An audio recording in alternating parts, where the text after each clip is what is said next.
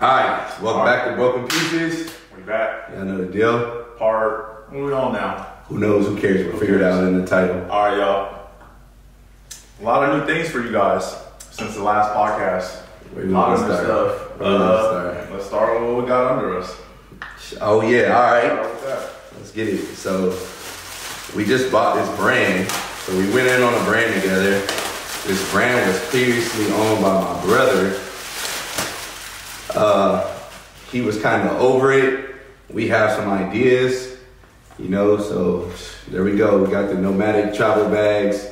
So you guys actually will see us. We wear these every day because we were supporting him. We wore them all the time, so it kind of just made sense. Yeah. You know what I mean? So we'll have this. We'll have backpacks. We'll have trunks, travel bags, all types of stuff. Yeah. And it's cool. It's perfect for us because we love to travel, right? Yeah. Especially if you guys follow me on social media, you guys know I'm always talking about travel. I have a travel course and all that stuff. So it's like, this is right up our alley, right? And we're getting ready to go on a trip tomorrow. So where we going? we're going to Mexico, y'all. So we're about to go. Yeah, we're gonna go turn up in Tulum, do what we do. So check this out. It was his birthday. Mm-hmm. So, you know, kind of things were happening. People were getting sick around us and stuff. So couldn't really bust no moves for his birthday. But I mean, here we go. You know, so I tell him like, hey bro, we're going to Tulum. Fuck it, we're going to celebrate. You know what I mean? We're going to celebrate. And really, this is our first trip since In a minute. Yeah, like 2020. So 2020, we went on a run where we went to San Diego. Yeah. Then we went to Denver. Yo. Oh yeah, this shit was dope, man. Then Yo. we went to New Orleans. New Orleans. And then we went to Houston. Or Yeah. Houston, and then we drove from Houston to New Orleans. And I think we might have mentioned this on the previous episode, but we were trading and covering the cost of our expenses with trading options while we were out and about. And then this was like January, February 2020. Yep, right and then before. we got home and that shit just, everything happened or whatever. So now we get to get right back to it. And, you know, one thing that we said that was important for us during this trip is to keep the same routine, right? So we hit the market, we hit Work the gym. out, everything that we do. This is an area in my life that I noticed where I always slipped up, right? And this is what I noticed a lot of people do is they'll go somewhere, right? They'll go, whether it be on vacation or whether it be for work or whether it be a family thing, and then get out of their routine. Yeah. And then it sets you back, right? So you build up all this momentum to set your routine, right? Get up at a certain time, hit the stock market at a certain time, do your research at a certain time. You know, go have fun and do whatever it is you do. Go hit the gym, go play ball, go work out. And when even, you know, I'm just speaking for myself, when I would go places, I would fall completely out of that. And my excuse would be, I'm on vacation. And another thing too, drinking. Well, most of the time when people drink, It's on vacation. they drink on vacation, therefore the next day is slow. And we're like, nah, we're not going to fall off. That's one of the important things for us on this trip is we're not going to fall off. We're going to get up for the market. We're going to work out every day. We're still going to like, you know, watch what we eat.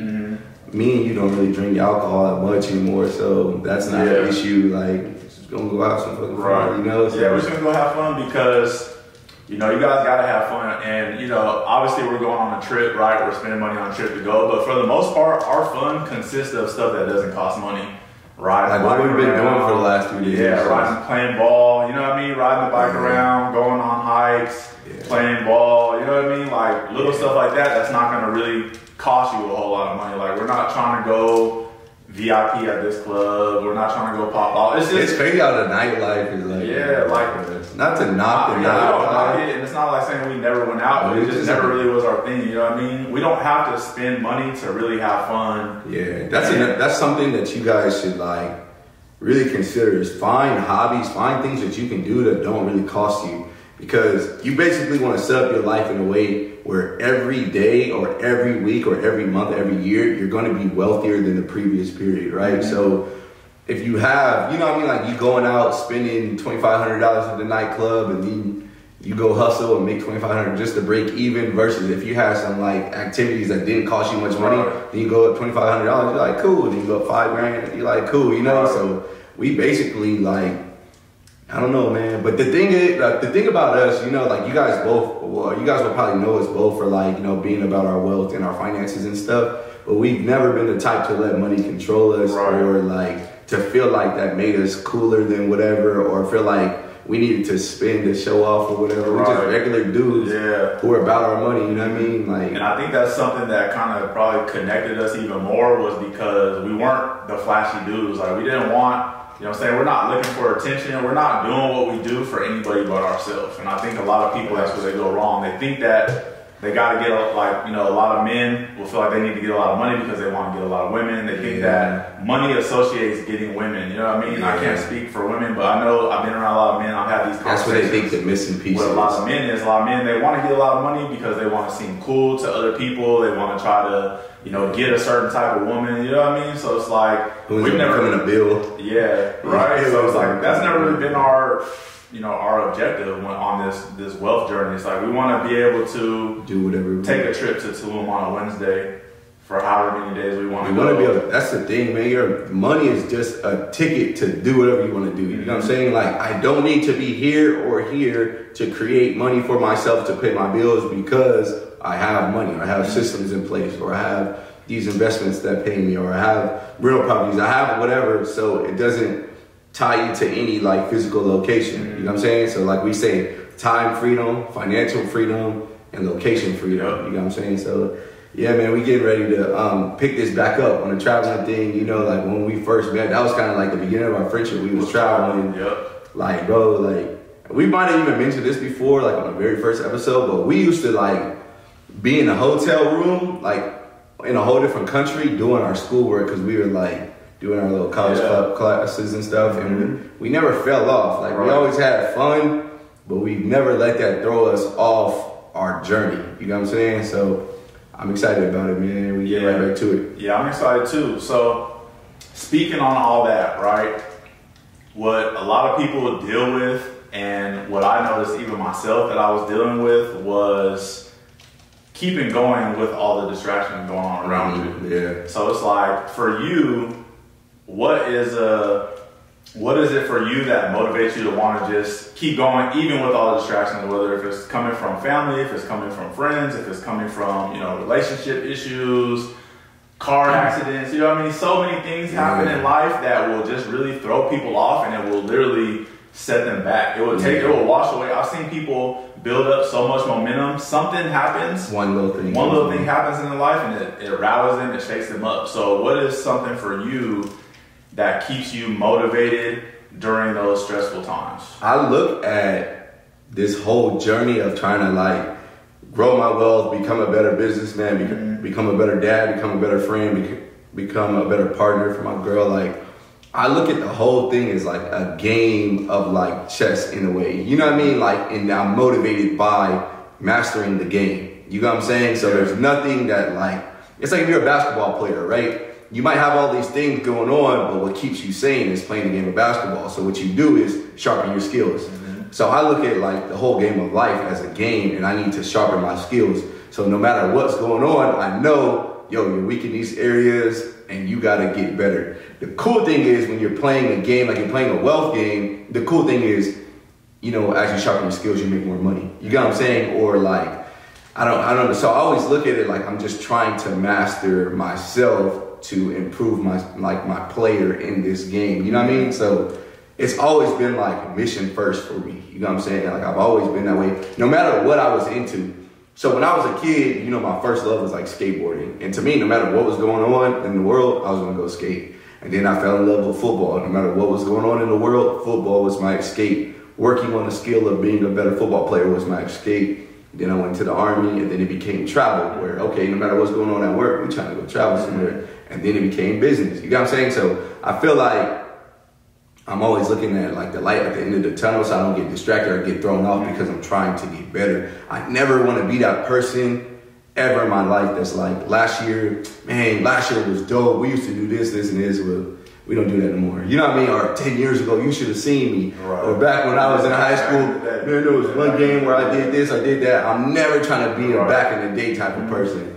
My life right now is better than it was 6 months ago, which was better than it was a year ago, because I'm always taking steps forward. You know what I'm saying? So that's how I just looked at it. Like, I'm focused. I'm on this path. Everything that happens on the side of the road, sometimes I might have to, you know, stop and change a tire on the side of the road, or this might happen, or even switch cars, but I'm still going to the same destination. You know what I'm saying?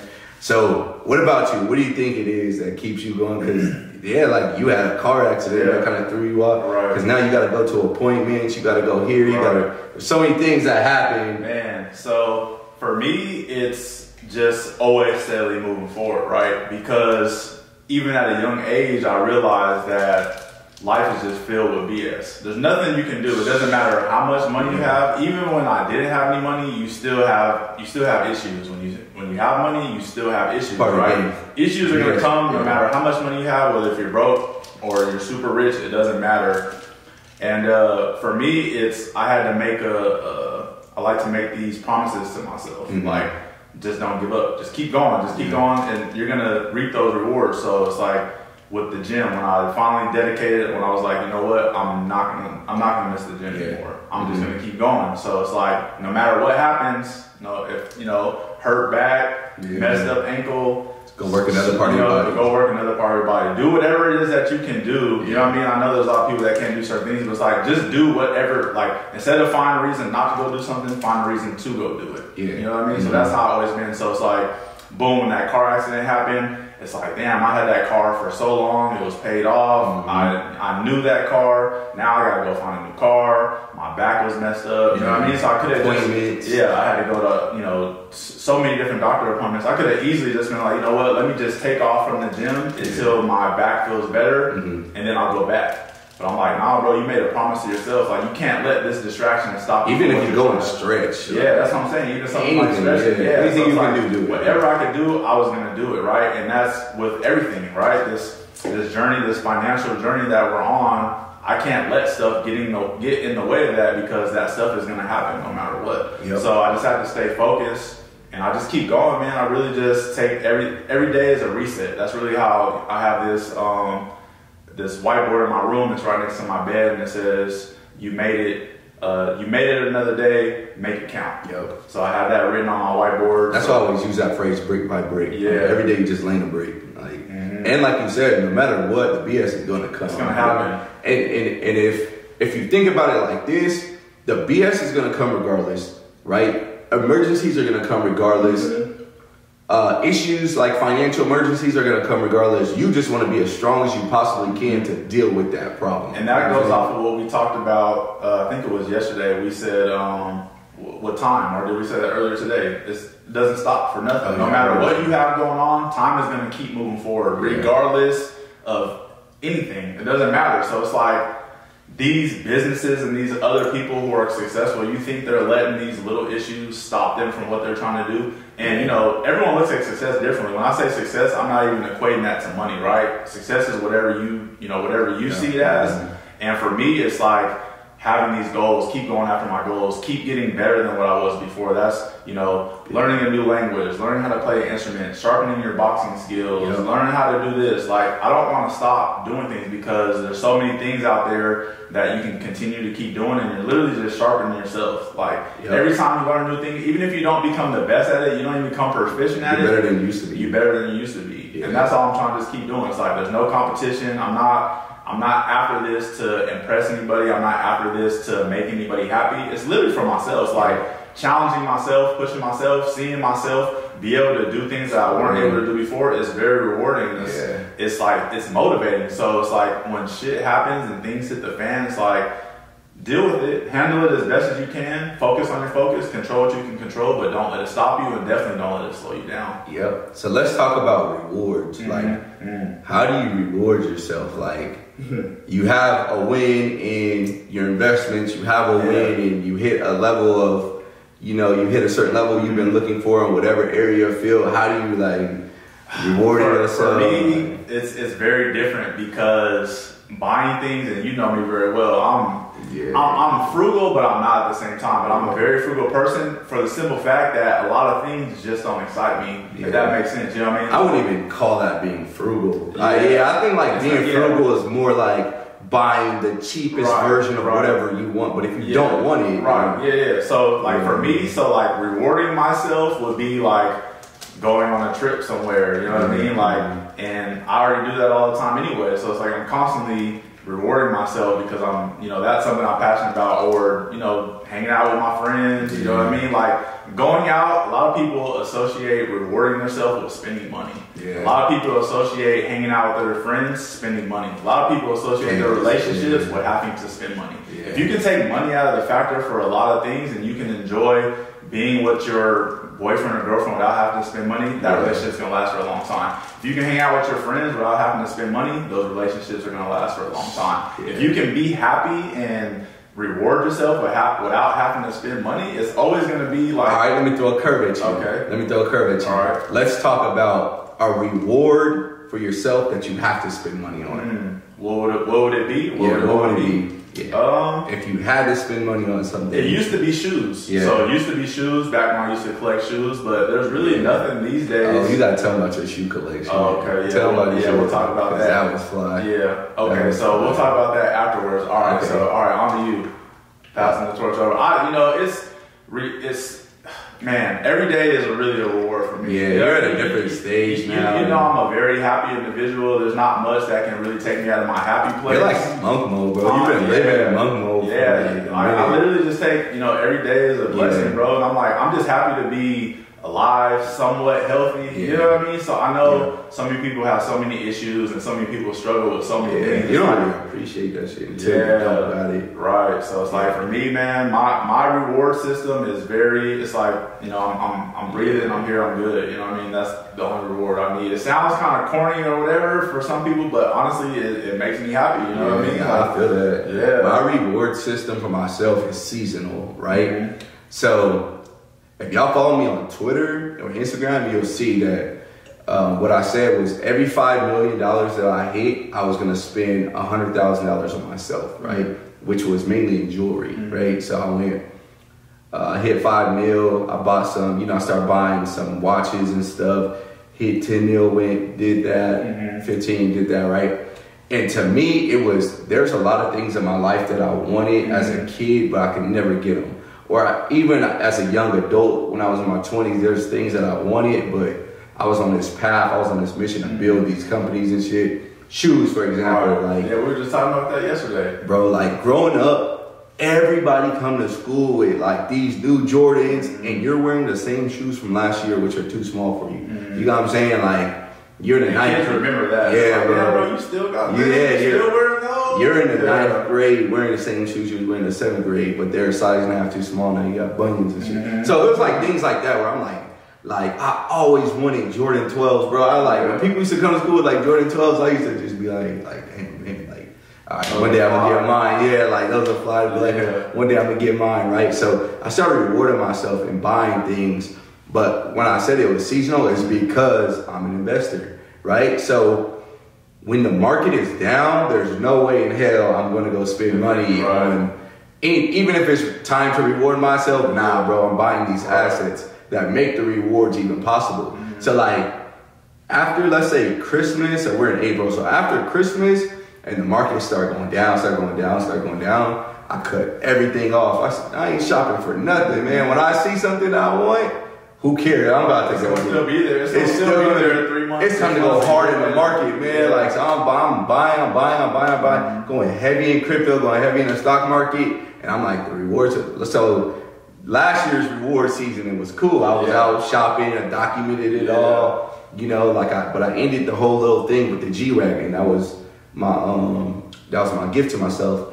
But now that the market is beat up, I'm like, man. You know what I mean? Because if y'all are truly into investing, if you're truly into stocks and crypto, that's all you want. You'll get excited when the market goes down. You're like, what? Like, I've been waiting for this, and this. Like, you know what this company is about to do? You kind of nerd out about these things. So now we're in the season where like, well, I'm going so heavy, like I can't even think of spending. But when I do spend money, now it's like, me and my boy just bought this company. You know what I mean? Like, all right, here go. We got some money. We'll buy this for my brother. Spend the money on the thing, and then we'll go create because we're gonna have to go. We're gonna go out and do things so we can create content. You know what I'm saying? Like, hey, let's go take a trip. Let's go do this. Right. So we can build our brand and we can promote our brand. Like that type of stuff is like rewarding in itself. Like, bro, let's go build a brand. Let's, sell these bags. Let's design these bags, and let's like create a lifestyle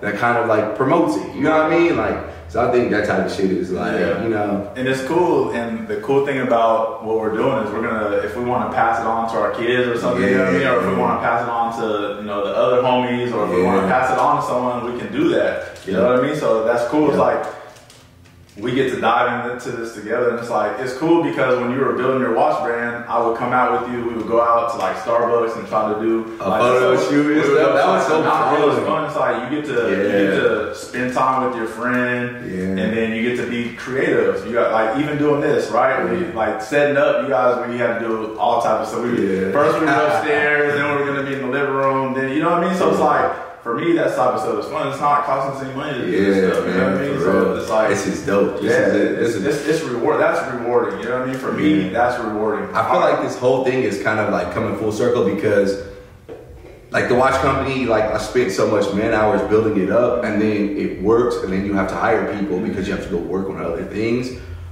So you like kind of start removing yourself out of the company. You're just the owner. There's people in place that do certain things.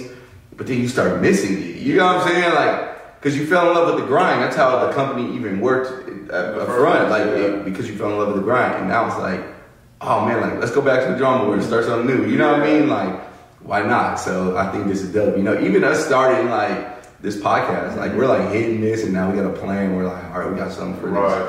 You know what I'm saying? So man, this is dope, bro. So I'm excited, man. I'm excited about our trip.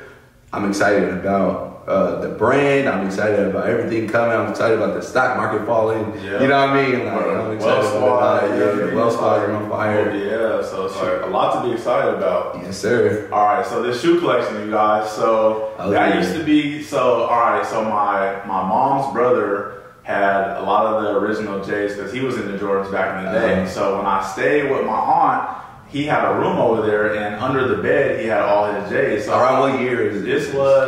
This was 94, okay. Probably like 94, 95. So there wasn't that many Jordans out, but there was still a good amount out at the time. You know what I mean? So you guys can go back and look like a lot of the originals. So he had like some 1s, he had like 11s with the patent leather. You know what I mean? So it's like I used to be a kid just opening and looking at them and just be like mesmerized by these shoes. And so when I got older, I was into shoes, man. I was into them, and then I left for the military. I went on my first deployment, right? That's when I first reached my first 10,000. Was when I went on that deployment. Where'd you go? To Kyrgyzstan, Michigan. So I came back. I probably had like 15 racks in the bank at the time. I spent 10 on it on like clothes and shoes. I got was it one trip or was it? It was over a period of like 6 months, I want to say. Okay. So in that period, this is at a time where you could get a lot of shoes for still either retail or cheap. So I happened across this lady's eBay. She sold her husband's collection because he cheated on her. She gave me like 50 pair of shoes for like $500. So Beauty in the chaos, right? Yeah, Beauty in the chaos, right? And they were all legit. So I bought one pair just to have her send them so I can make sure they were legit. They were legit, so I bought the rest. So she just told me to give her $500 and pay for shipping. And he just happened to be so everything came out to like $1,000 or something like that. How many pairs did you get? It was like 50 pairs. It was like 50 pairs at that time. Yeah, so that really like when I was at the height of my shoe collection, I had about 210 pairs. I remember when I met you and I seen your shoe collection. So when we used to live in Germany, he had like this 4-story house, right? And the top story, when you walk in, like the top room, like in that, it was nothing but shoes. It was like columns and rows just full of shoes in like perfect condition. But I feel like there's like a new age of shoe collectors. Yeah. So this is like before, before like mid, all that. Yeah, this is like early like the 2000s. You know what I mean? Like, so like I was like, damn, like you kept all these shoes in like great condition, some were unworn, like, and it was just rows and rows and rows and rows. I'm like, this dude is a nut. Yeah, like, I loved it, man. I really, it was like, I could tell you the numbers of the shoes. I could tell you what years they came out. You know what I mean? Like I had that was dope. European releases only, Japanese only releases. And you know, it's crazy because that collection rewarded me. I ended up, my net worth spring forward a lot because you were able to sell. I was able to sell them for 4 or 5, some 10x. That's dope. That's like being able to like take something that you're into, like a passion or a hobby, and create money out of it is like that's the idea of life. You know what I mean? It's crazy because I didn't have that. I had that vision without having that vision because I would buy 2 pair. I would buy a pair to wear and a pair to keep for later, right? You put it on ice is what everyone says. So I had a pair that I wore and a pair that I just kept for later that I maybe was going to either resell or just keep if I want to wear it later. But I just ended up keeping them, and in my shoe phase, I guess, whatever you want to call it, died out probably in like 2015, 2016. What do you have? Do you like have a number? Do you know how much money you end up making off of all those shoes? And profit, like what kind of profit you turn? And the crazy thing is, I know you weren't in it to flip the shoes. Yeah. Oh man, I don't even know. It's anywhere between 50 maybe. Yeah, probably like 50 in profit. Off of shoes. Who would have thought? Yeah, I never even thought, but like I said, that really spring a lot of stuff forward. But so it died out. Yeah. It got too much, having to wait in lines, having to go on all these different apps and trying to do bots to get shoes, and shoes that are $150 trying to pay $300 for them just because, you know, hype beast and all that other stuff. So I was like, that's not for me. I remember being able to just walk into the store weeks after the release and still be able to get the shoes and not have to worry about it. So it was fun while it lasted though. I enjoyed it. I still have a lot of the pictures and videos and stuff that I made because I had a YouTube that I used to review like the shoes that I had. That page is taken down, but I still have like the videos of me doing like reviews and stuff. And I was living in Portugal and I lived off the ocean at the time, so my balcony to my house, it was literally like my house. And the ocean was probably, you could take a rock and throw it. We need to get a better background, bro. We don't got no ocean behind us, bro. So I used to just do my videos out there with the ocean in the back, and then I had the shoes up, so it's pretty dope. And my boy showed me how to monetize my YouTube. This was back in like 2012, I want to say. So we were making money off of just reviewing. And I'm sure it wasn't that many people doing it. There wasn't really, and it was cool because there was a small circle of us. There was a dude named Jumpman Bostic. So if he ever happens to cross this, or if any of you guys know who I'm talking about, so this dude, he's from Chicago. He has like probably some of the most Jordans ever. He has like every pair of J you can think of. I forget what his connection was, but yeah. So it was a pretty fun time because you network with people in the community that are like you, that are other sneakerheads. So it was really fun, man. I don't regret it. It wasn't for me anymore. It just kind of died out. So it was cool. So that was my phase of collecting shoes, being a sneakerhead, all that good stuff. So in hindsight, you know, not only about the making a good amount of money and all that stuff, it put me in a position that I never thought I was going to do for real estate, right? Because I always had this thought in my mind that you needed a lot of money to get into real estate, right? I'm thinking like 6 figures. And so what I was doing was just save my money. Like I was investing my money, but not like how we do now. So I didn't know how to, you know, look at charts and do all that stuff. So I wasn't actively investing in really too much of anything. So my money was really just dead. It was just sitting, right? Not doing anything. So you had started your business when we were already talking about you want to start your business. I wanted to get into real estate. You had launched, so it's like go time. I need to, you know what I'm saying? You did what you said you was gonna do, so it's like I need to do what I said I was gonna do. So I started going out looking into real estate. So I reached out, found this realtor. She was great. She let me tag along with her and go while she was looking at properties. I was still so scared to look at properties or to pull a trigger on anything because I was reading all these horror stories. I was letting these articles on like Bigger Pockets and all these other blogs or whatever, people saying stay away from real estate, do just a single family house. I'm like, I'm trying to do a 4-plex, which is 4 doors, right? And live on one side, rent out the other 3. So 1 year, I'm shadowing her, looking at properties, and then I'm like, you know what? I need to stop looking at all these different articles because I'm psyching myself out. I just let an entire year go by and did nothing, right? I did something because I was still researching, but you get to a certain point where you over-research yourself, and you don't want to do that with anything, you know, because you're never going to do it. You're just going to research, and then you're going to go on to the next thing. People research, go on to the next thing without even pulling the trigger. People call it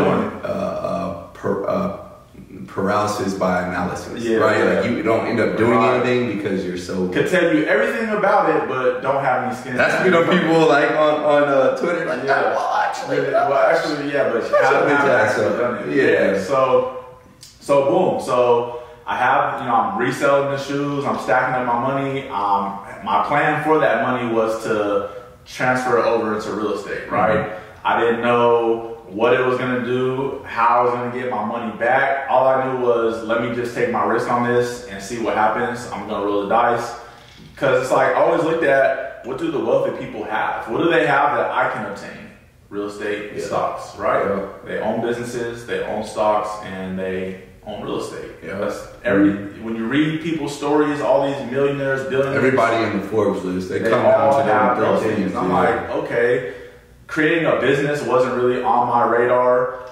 The stock market, I was in it, but I didn't even know what I was doing in it. And I was like, real estate, I can do that. I can obtain, I can at least start or try, you know. Because at the bare minimum, you gotta live somewhere. You gotta live somewhere. At the bare minimum, like, you gotta live somewhere. So boom, so I stopped looking at articles, and I'm like, you know what? The next property that I find, if it seems like if the numbers make sense, and I didn't even know about numbers, I just wrote down. I reached out to a lender, figured out what the rates would be, figured out what my monthly payment would be, and I just wrote all my numbers down. Like, this is how much this building is collecting in rent. This is how much I would have to pay in taxes. This is how much I would have to pay in utilities. Mm-hmm. It looked good on paper, so I'm like... You were just eyeballing and kind of looking at it. So I found that one, put in my offer, it got accepted, and it was nerve-wracking. Like, once they accepted and we started I was like, okay, you can't back out now. It's like, you put it, like, they accepted. So it's like, keep going. And it's like, then you got to have the inspector come. So I went when he was doing the inspection and asking him questions, just trying to learn. And then, boom, he sent me the report. Everything looked pretty good. So then we was on to the next phase. And then we, they were doing everything, making sure there was no lien on the title, making sure everything was clean. And then they called me like, all right, we're ready for you to come sign over everything. Sign your name on the dotted line. So I was like, all right. I went and signed, and it showed me that I was on the right track.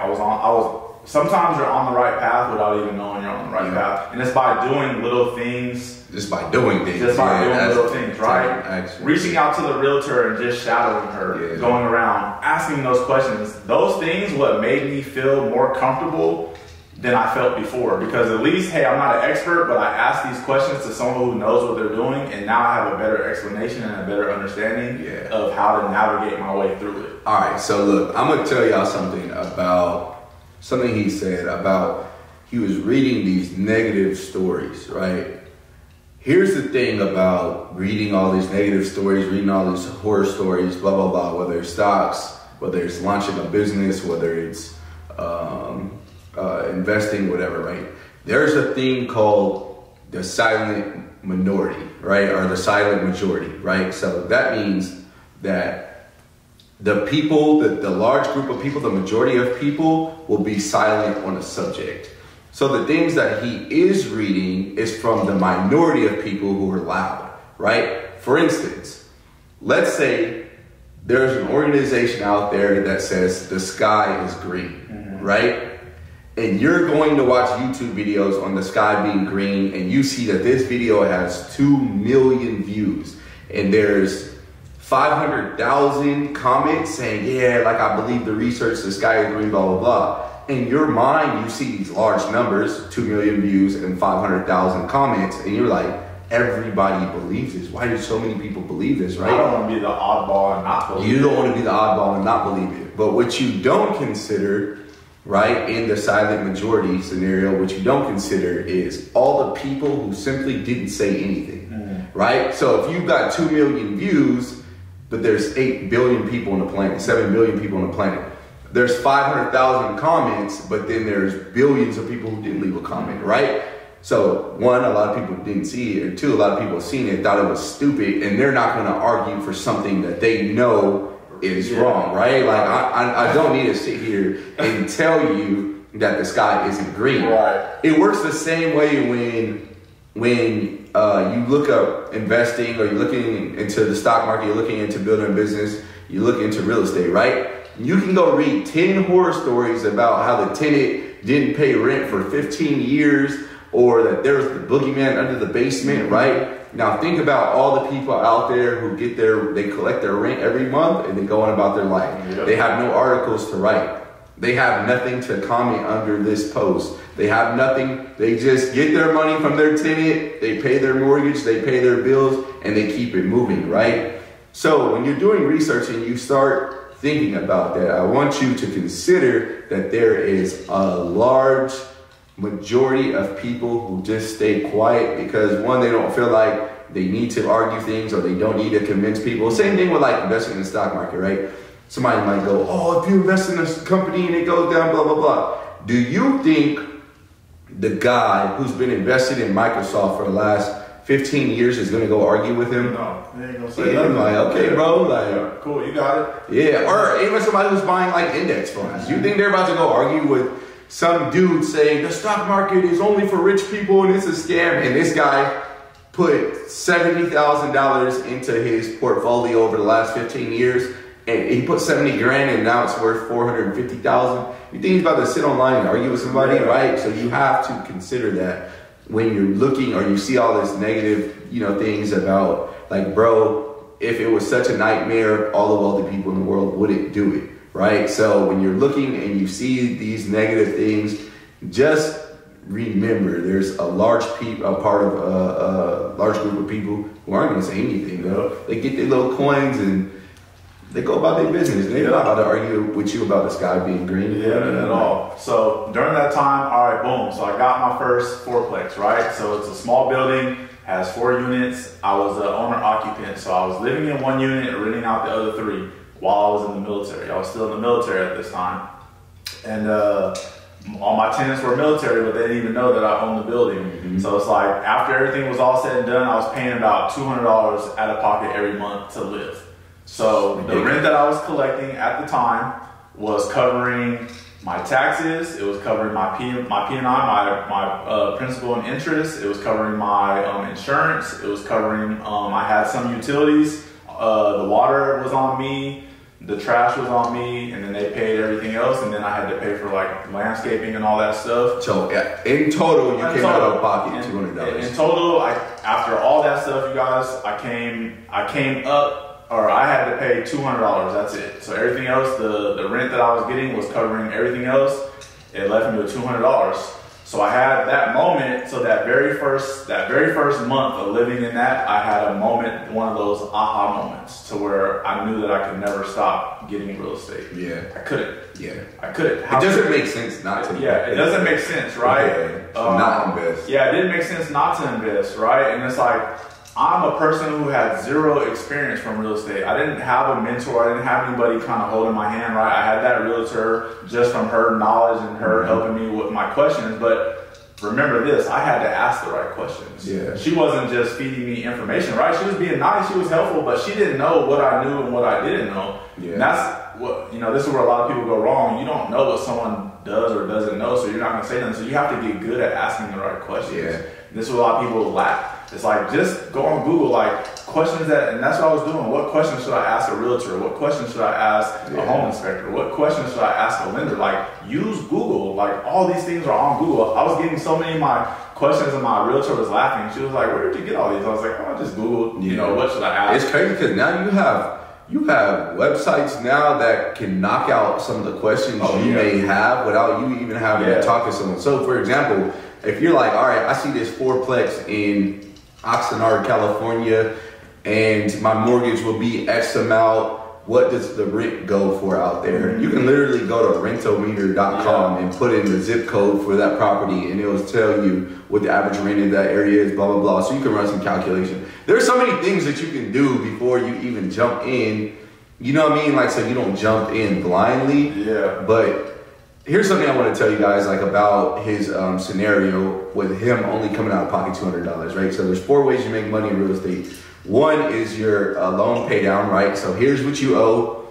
and every month when you pay into your mortgage, it slowly goes down, right? The difference between what you owe and how much it's worth and what you owe, that difference is called equity, right? So you get wealthier as your equity grows. That's one. Number two is the appreciation, right? So you buy this house, you buy this fourplex for $300,000, you're paying down into it, but it's going up in price, right? So it appreciates, right? Number three is cash flow. So in his scenario, he's coming out of pocket $200 up front, but in a lot of other scenarios, you might be receiving $200 after you pay for everything, you collect all your rent. You might be receiving $200, $300, $400, $500 every month. That's called cash flow, and that's number three. Number four is the tax deductions and the tax benefits that you get for owning real estate. So there's four different ways that you can, grow your wealth in real estate. Right now, the other thing I want to tell you guys about his scenario is he's living, while they're paying down his mortgage, he's living and only coming out of pocket $200. Mm-hmm. If you were just strictly renting in that area, because you're in the military, you're stationed in that area, if you're just strictly renting in that area, where could you live coming out of pocket $200? Nowhere. Like the dumpster, bro. And I wanted to add on to those four things that you were talking about. So not only do you have those four things, but just to put this into perspective for you guys, before I moved into that unit, I was living in an apartment. Before that, I was paying $700 a month. Yeah. So my cost of living just decreased from becoming an owner. It decreased from becoming an owner, and now I have all these other ways. And then, so fast forward even a little bit longer. What year was this that you bought this? For 15, 16, 15. So that was 2015. So not only have rents steadily increased, but not only that, when I moved out of that apartment, I built up my equity because they were paying down the mortgage, they were paying down all that stuff. Rents increased. What I was collecting from the unit that I was living in was enough to almost cover the next unit. Yeah, the next house you still living in. Yep, it almost covered that. You still own this, right? Yep. So 7 years later. So if you guys don't understand what he's saying, right? So there's 4 units. He's renting 3 of them out, and he lives in the 4th one. When he moves out, he's now renting all 4 of them out, right? So that means instead of coming out of pocket for $200, this person now covers it, right? And just to stop you real quick, right? Don't lose your train of thought. So also, so you guys can put this in perspective. So by the time I moved out, I was actually cash flowing. Yeah, because the rents go up. So I was cash flowing, I think like $600-$700 a month or something like that. Yeah. So peep this. In what place in America has in the last 7 years has the cost of living went down? Nowhere. It doesn't, right? Cost of living goes up. The economy expands, things get more expensive. That's why owning assets is the thing to do, because, the cost of living gets more expensive, right? Rent goes up, the cost for products go up, the cost for housing goes up. Yada, yada, yada, yada. You want to be on the side that receives more money, right? So then when he moves out, he gets the 4th renter in, right? So instead of him coming out of pocket $200, he's receiving $500 in cash flow. Now, let's say his next apartment that he goes to rent is $1,000. Let's just pretend, throw numbers. Let's say it's $1,000. Well, $500 is coming from this spot. So now you're living in this spot. Now he's living for $500, and he's paying down, this unit.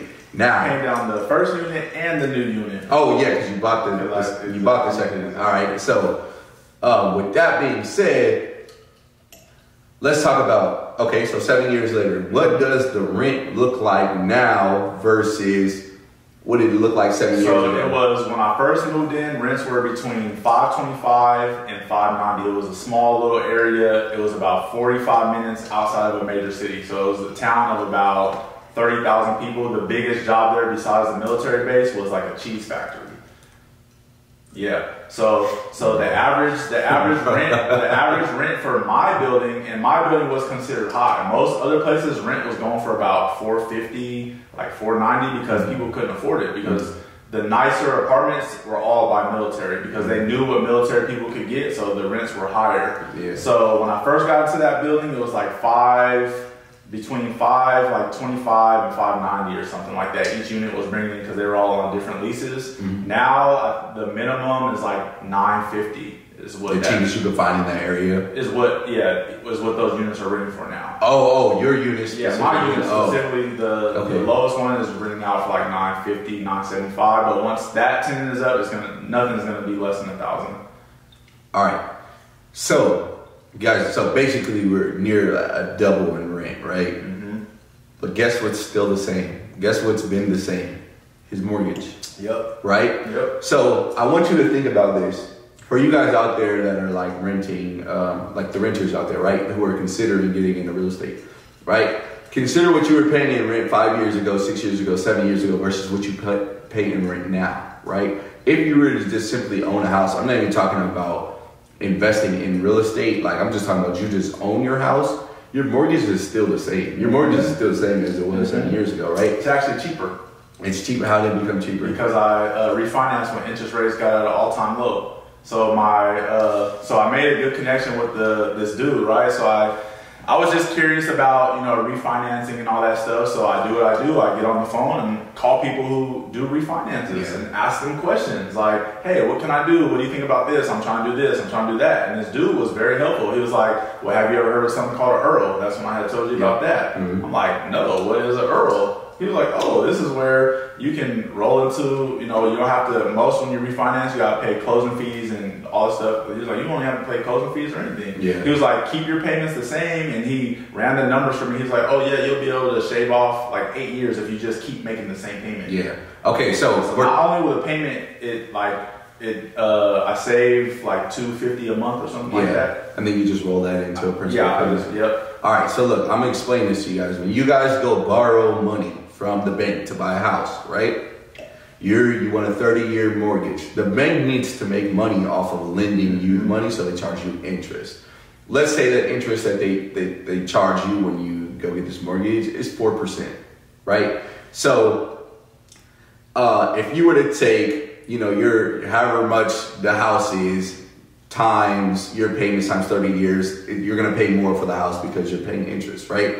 Now, let's say when you buy your house or your rental property, whatever the case is, you're paying 4%, but then the interest rates go lower, right? So let's say the interest rates fall to 3% a quarter, right?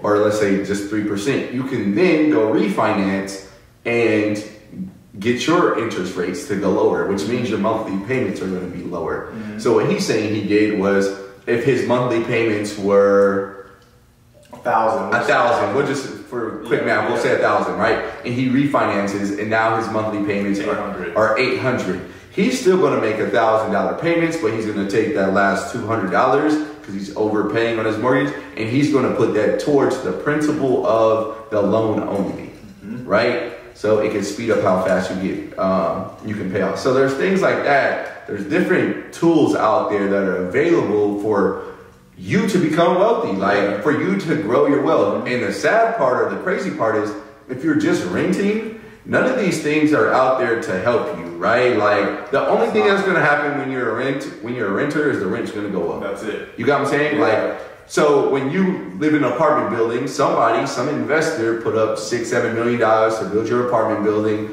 There's 400 units. Everyone's getting charged $700. 5 years later, everyone's getting charged $1,000. Their payment is still the same, but your rent is going up. Your rent's always going to go up. Rent's always going to go up. The economy's going to keep expanding, and the cost of living is going to go up. So you want to be on this side of the register where you're growing and getting more wealthy as the economy. Yeah, something I like to tell people who are renters, and this is nothing. We're not trying to dish you guys. We're trying to just give you information, right? Yeah. So look at it like this: as a renter, when you pay your rent every month, you're funding someone's lifestyle. Facts. You're funding someone. You're putting someone's kids through private school, right? We come up through public school. You know what I mean? So it's like, I'm sure some of you guys might have gone through public school as well. Imagine how much further ahead you could be if you go through private schooling or able to get the homeschooling. You know what I mean? Like that type of education slingshots you into a lot of doors that coming from a public school, you just don't get those type of opportunities. And off rip. And I know, like, when you hear things like that, like you're like, oh, this is what these wealthy people are doing with your money, blah, blah. I know it to be true for a fact, because when I collect my rent, I go buy my children assets. Mm-hmm. I go buy my kids stocks in crypto. Right? So like, in that scenario, I'm the wealthy dude that's Right. like funding his kids, Right. you know, Yeah. like trust funds with their written. Yes, bro. Like I go buy assets for them, and then so when they inherit their money, you know what I mean, it's gonna be something that some of my tenants have been paying. Right. You know what I mean? Like you want to be on that side of the cash register, dog. You want to be on that side, and then the good thing about it is that all this stuff can be passed down to your kids. So it's like you build the foundation. It's like I'm building the foundation. I'm taking the risk. I'm learning about the stock market. I'm learning about real estate. I'm learning about how to start businesses. So that way, when my kids are of age, I can hand them the blueprint. You do what you want to do. Do you want to go the real estate route? Do you want to go the stock? But you're going to do something. I'm putting it in. I'm literally laying out the foundation for you. Yeah. And it's like, think about how far ahead they'll be. So that's one of the things that pushes me to go so hard and always want to learn more and do more, is because I want my kids to have way more than what I have or had. You know what I mean? Yeah, So, and the knowledge. and the too. knowledge, exactly. The things that you were learning in your late 20s, your kids know at 10 years old. 10 years old, right? Yeah. 10 years old knows how to read a stock chart. Like, imagine what that would do for someone. Imagine, like, what that would do for anything. It doesn't have to be stocks, real estate, business. Just think about It anything. could be health. It could be health. like eating habits. It Yeah, could be anything, you know? like the dudes who are really good at fixing cars were the ones who were out, you know what I'm saying, With their dads with and their dad, stuff, with their yeah. grandfather, under the hood at a young age, and those tend to be like some of the best mechanics because they've been doing it for so long. So it's like, Yeah. why can't we do this with, you know, wealth related things? Yeah. So look, check this out. This is the way I like to look at it. Like I view myself as a collector of assets, right? I collect crypto, stocks, real estate, all of it, right?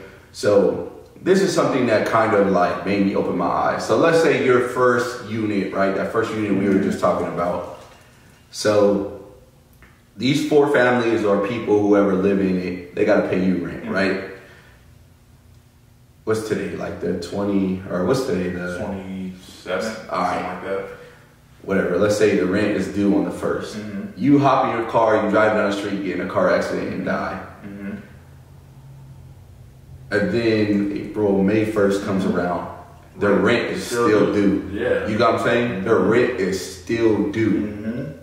The owner of this property, the rent is still due. Yeah, we were talking about the dude on IG that has his dad was the big real estate old school. Passed away, So, so yeah. had to take over. Yeah, so when you have children that have just lost their father, you have a family that just lost the breadwinner, but the assets are still going to roll in. You know what I'm saying? Like Buddy from the Lakers. Yeah.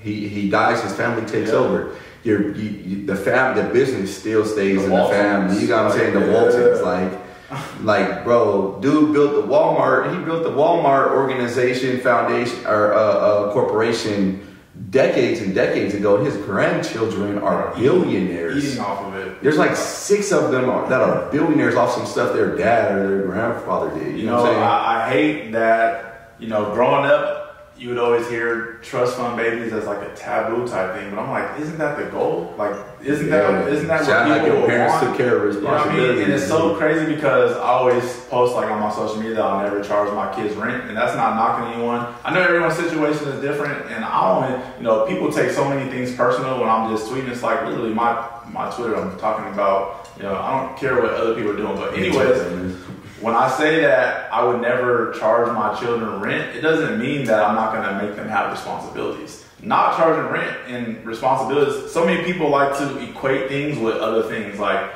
no, they're not interchangeable. They're their own separate thing. You know what I mean? So it's like, not charging your kid rent doesn't mean that they're still not going to have responsibilities. They're still going to have to do stuff. I'm just not going to charge them rent. So it's like, if they want to live here, as long as they want, as long as they're still, handling the business, doing what they need to do, sharpening themselves, making sure they're out doing whatever they want to be doing. Like, what's the issue in that? What's the issue in making sure your kids are financially set? Why do you want your kids to struggle? Why, if I'm in a position to be able to... People think it builds character. Yeah, like if I'm in a position to be able to put my kids in private schooling, why would I not do that? Why would I, no, you got to go to public school because I went to public school and I want you to learn those hard lessons that I had to learn and deal get it out the mud like I had to get out the mud. People will be like, oh, I grew up eating water sandwiches and look how I turned out. Like no, that's not. Like, nah, bro. Yeah, that's not the flex that people think it is. Like, that's not. People like to use a struggle flex. Like, bro, the struggle, we're not in a who struggled the worst. Who struggled the hardest. That's, a lot of people do. And that's why, like, I'll be telling people, because they be like, oh, I didn't realize you came up like you came up. I'm like, I don't glorify that shit. Right. You know what I mean? Like, I'm not glorifying that. Yeah. And ain't nothing cool about opening your goddamn refrigerator and seeing one potato. Yeah, nothing like, cool about that. Like a gallon of water and a potato. There's nothing cool about that, bro. I'm not bragging about that ever, bro. Like, yeah, so growing up, there was always, you would always hear people like knock kids that come from families with money. It's like, it's not their fault. It's like, I know, bro. It's so crazy. We used to, at school, we used to make fun of, like, oh yeah, the little rich kids. Like, right. Well, if I could switch my refrigerator for theirs, I'd do that shit in a heartbeat. But anyways, man, like I was saying, death is inevitable. You know what I mean? Like, hopefully it doesn't happen early to anybody, you know, watching this or whatever. Life happens. Life happens. It's literally a part of life. Yeah. Nobody knows. You know what I mean? That's why so many people, I don't understand. That's why a lot of people ask me why I live the way I do, is because tomorrow's not promised. And that's a fact. You know what I mean? So I try to take advantage as best as I can. It's not like I'm going extreme every single day, but I'm, talking with my friends daily, reaching out, every day. There's friends that I talk to every single day just because I care about them, and life is short, and once we're gone, we're gone. You can't bring nobody back. And when I'm gone, the dividends still gonna pay, rent's still getting paid, business is still gonna continue.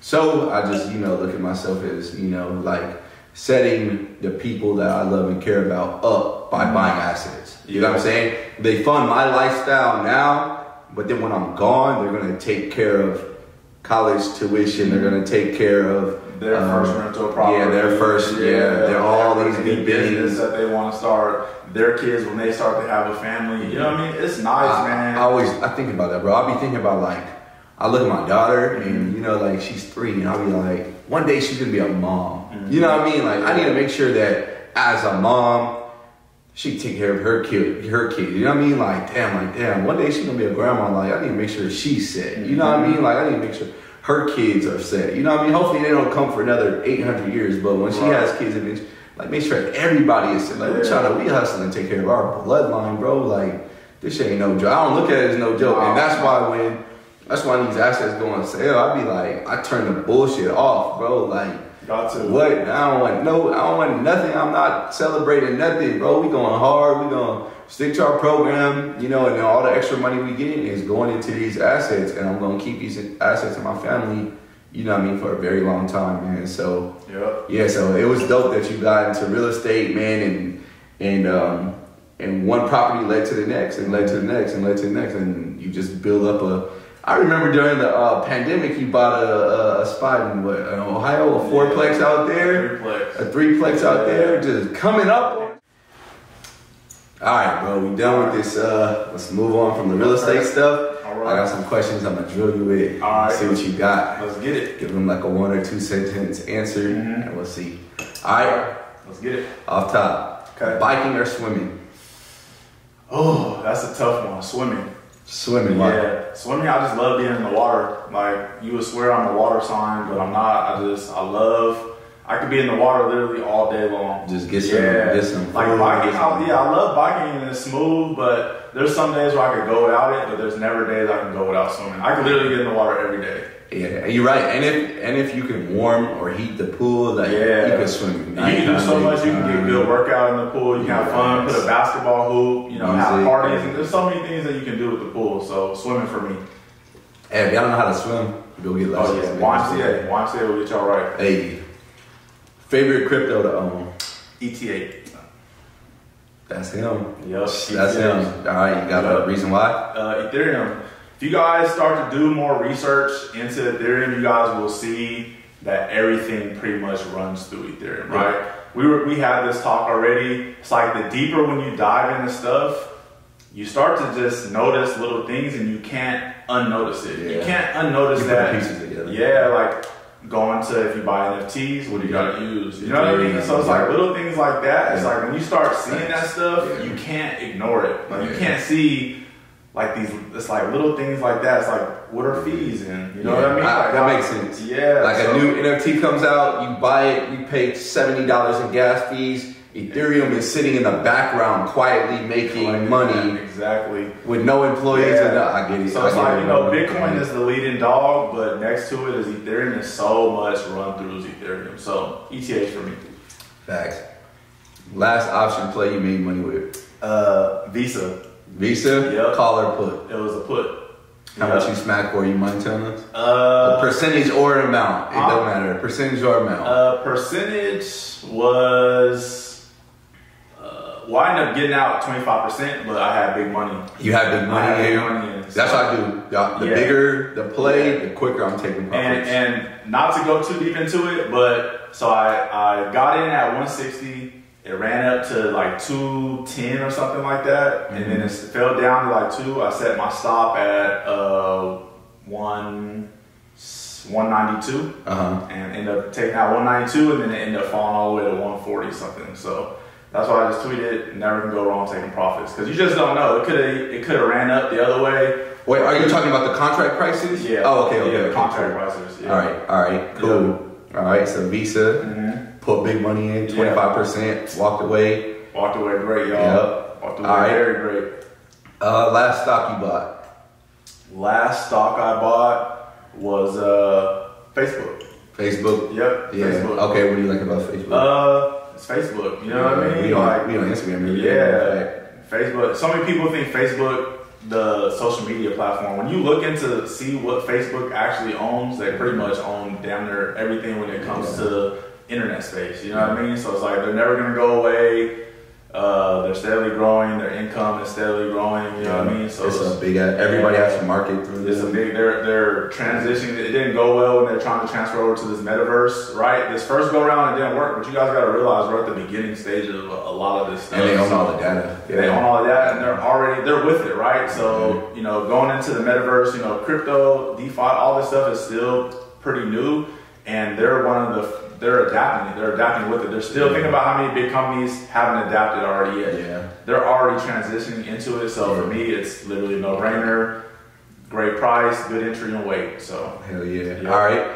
If you had one piece of traveling advice for a newbie, what would it be? One piece of traveling advice for a newbie, what would it be? Don't not travel.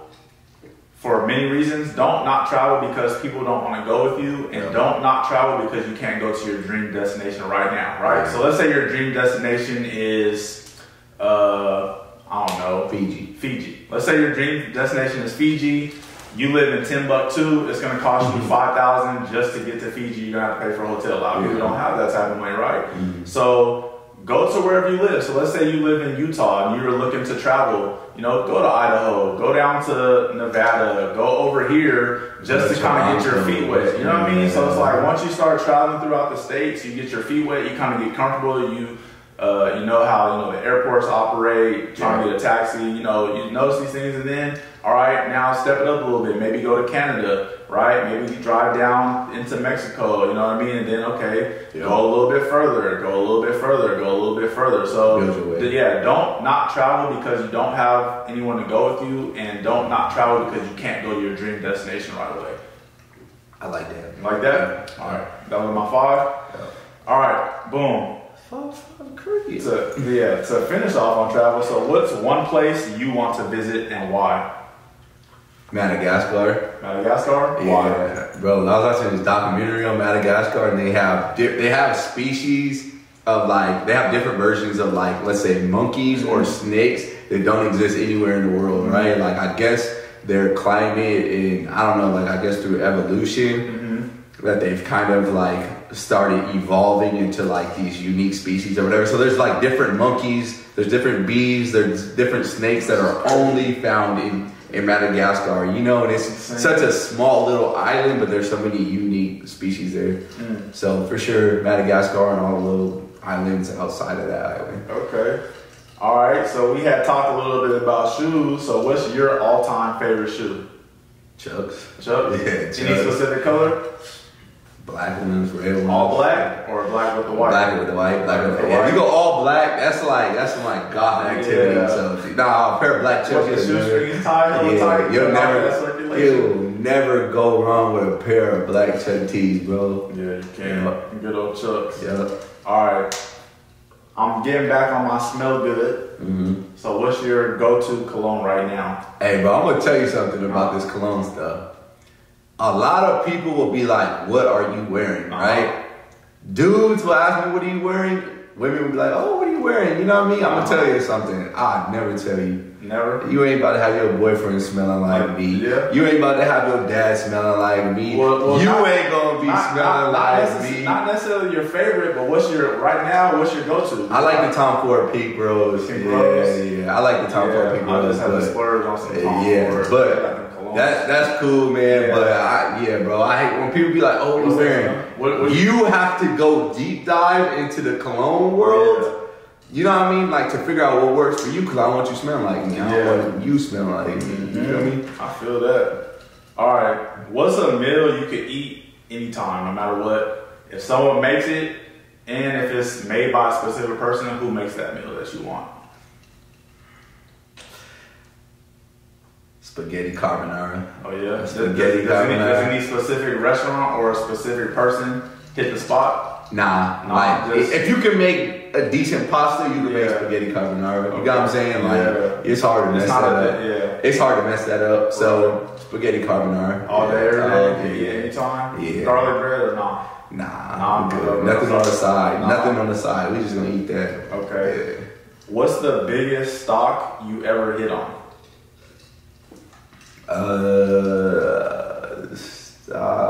SPG. SPG? Made right under a mil.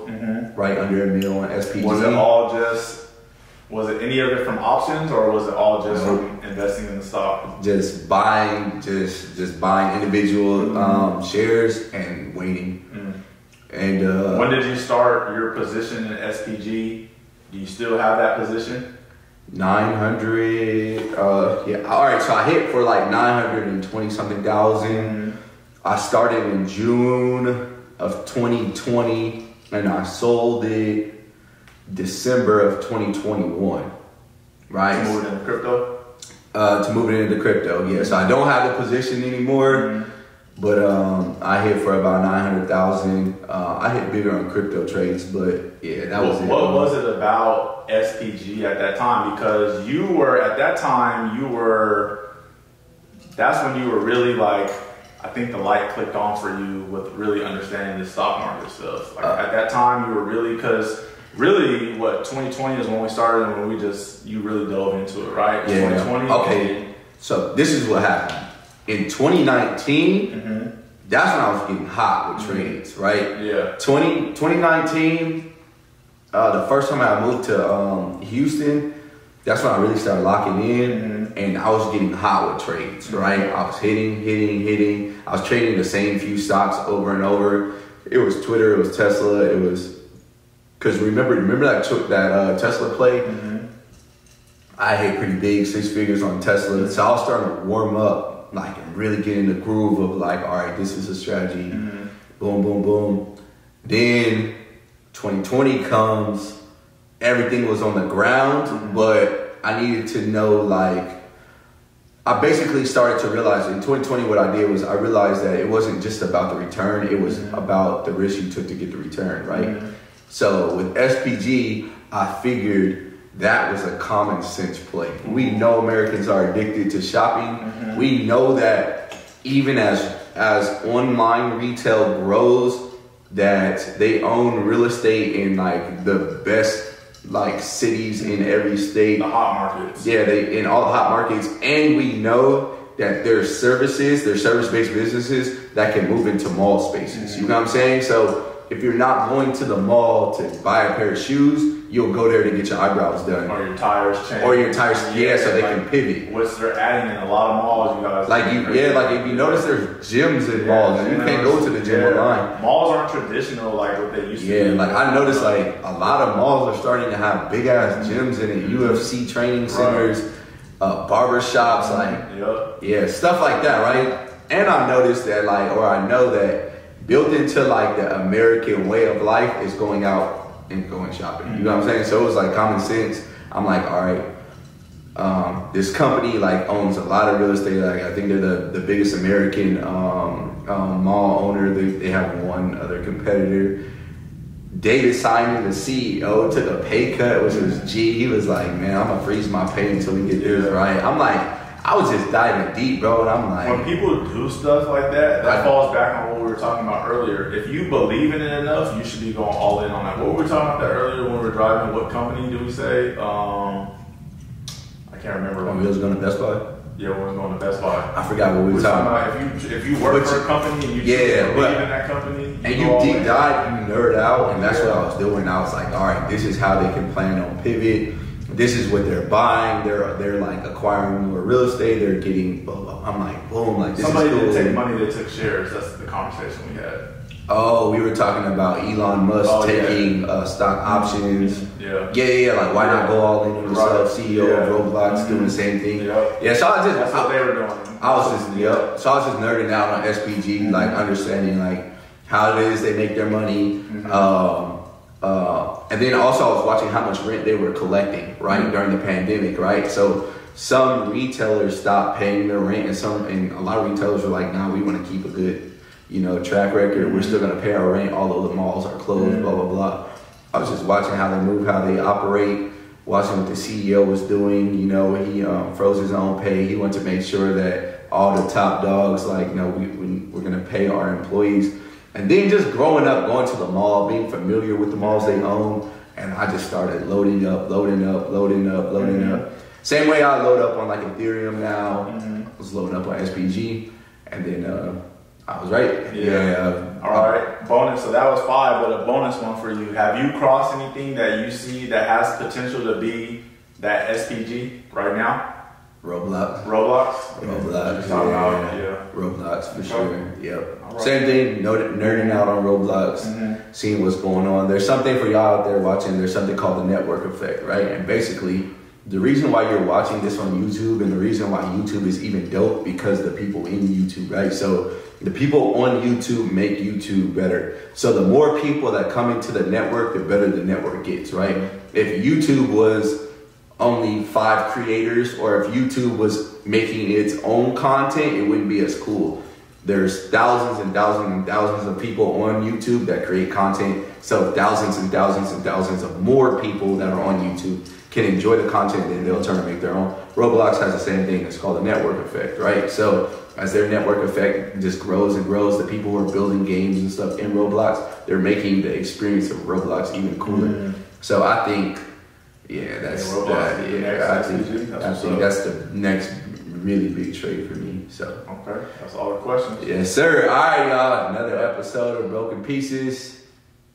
What you gotta say? We're in there, man. Hey, just one little advice I got for y'all, man. Just get after whatever you guys want. You know what I mean? And I know that kind of sounds like cliche or whatever, but seriously, if there's like and I'm not talking like don't just like I want to be a billionaire. You know what I mean? If that's really what you want to do, then fine. Start putting those steps in place, whatever it is you guys want to do, whether it be learn a new language, travel more, get in shape, work on your eating, work on your relationships, work on your mental, whatever it is that you feel like you just can't do it, because some people are like, I just can't do that. Like, no, you can. You just have to take the time and make it a priority and just get after the things that you guys want. Me and him both kind of come from similar upbringings where we didn't really have a whole lot. You know what I mean? Yeah, that's why it's called broken pieces. We didn't really have a whole lot growing up, but we don't use that stuff to hold us back from the possibilities of the things that we want, the things that we want to do. You know what I mean? So it's like we're fortunate enough to have each other on this journey. You know what I mean? Because it definitely helps when you have someone that's like-minded, a lot of the same vision, a lot of the same goals. It helps you guys keep each other accountable, and it helps you guys push one another. But if you have to do this mission by yourself or alone, do what you need to do. You know what I mean? Cut out that BS and get after the life you want, because life is short, and really, we ain't promised tomorrow, seriously. So as cliche as that stuff sounds, just get after the stuff that you guys want to get after, because it's definitely possible, and it's within reach, but you have to take steps towards it, right? You ain't gonna ever get there if you don't ever take that first step, so. Yes, sir. And you know what I'm gonna say? Get your money Take care of your people and stay out the way, Stay out man. the way. That's it, y'all. Peace. All right, y'all.